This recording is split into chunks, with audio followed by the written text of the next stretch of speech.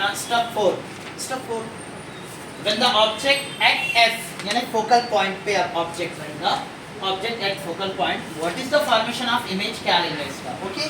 तो same case यहाँ पर भी हमको डायग्राम ड्रॉ करना है. सिंपल.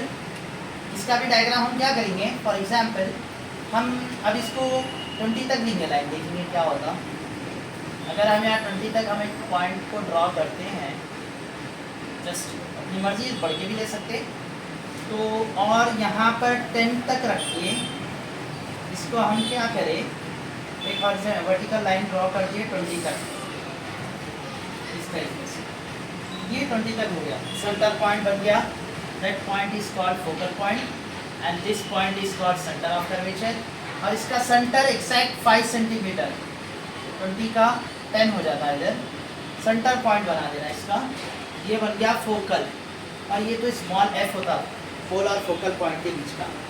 बट ये क्वेश्चन में पूछ रहा है यहाँ पे कि when the object at focal point, यानी ये फोकल पॉइंट पे ऑब्जेक्ट रखेंगे हम. सपोज करो ऑब्जेक्ट को हम एक 6 सेंटीमीटर का एक ऑब्जेक्ट ठहराएंगे इस तरीके से. तो ये ऑब्जेक्ट हमारा यहाँ पर है. तो ये ऑब्जेक्ट की खासियत क्या है आपको बताना चाह रहा हूँ. ये क्या होगा, अब फर्स्ट तो ये पैरेलल टू प्रिंसिपल एक्सिस होगा. एक रे जाएगा अपने को यहाँ पर से, फिर रिफ्लेक्ट होगा. रिफ्लेक्ट होने के बाद यहाँ से जो फोकल पॉइंट को टच करते हुए वो इस तरीके से डायरेक्शन में जाएगा. वो कहाँ तक जाएगा, there is no any condition. एक चीज़ तो ये डायरेक्शन में रिफ्लेक्टेड रे आ गया, ये फर्स्ट रे जाएगा. ये आने आफ्टर रिफ्लेक्टेड रे ये होने के बाद अब अगेन ये ऐसा रे यहाँ पर कुछ नहीं है जो फोकल पॉइंट को टच करे.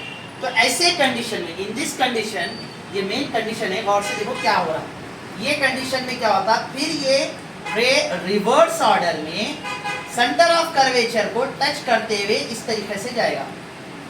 मतलब जाएगा, वो कहाँ तक जाएगा वो कोई गारंटी नहीं है उसकी, कोई कहाँ मिलेगा भी वो नहीं बोल सकते.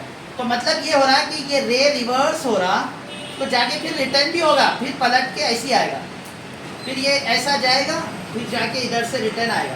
यानी दोनों एक दूसरे को टच होंगे मगर वो मिलेंगे नहीं, रिटर्न होंगे मगर मिलेंगे नहीं.